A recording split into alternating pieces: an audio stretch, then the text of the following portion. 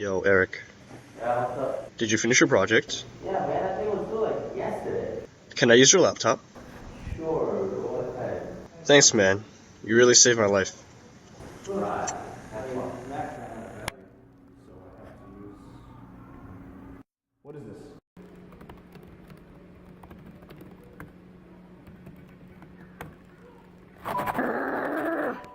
The text terminal, or console, is a serial computer interface that allows for text entry and display.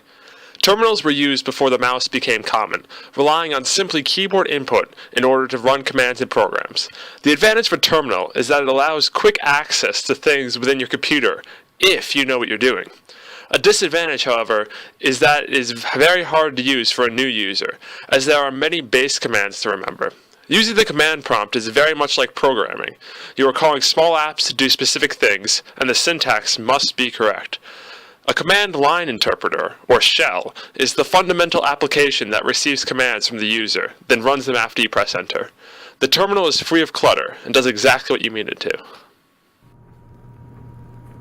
But there's gotta be something better than that black screen Deng was using. It's a little counterintuitive to have to write a line of code in order to write your essay. We're not all comp sci majors. We need a little something easier. The visual age began in the early 1980s with the Apple Macintosh and its operating system, System 1. Windows 1 followed shortly behind. The visual age made the use of computers far more streamlined and easy. It contributed to making the personal computer a common household item.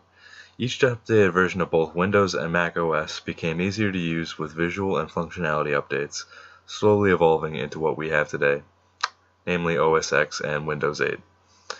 There is a risk with the introduction of visuals, though.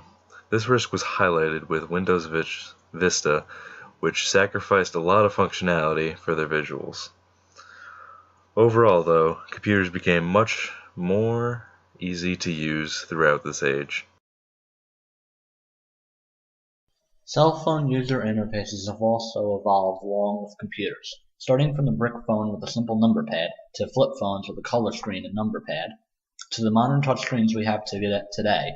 The technology in our everyday lives is becoming more aesthetically pleasing and user-friendly.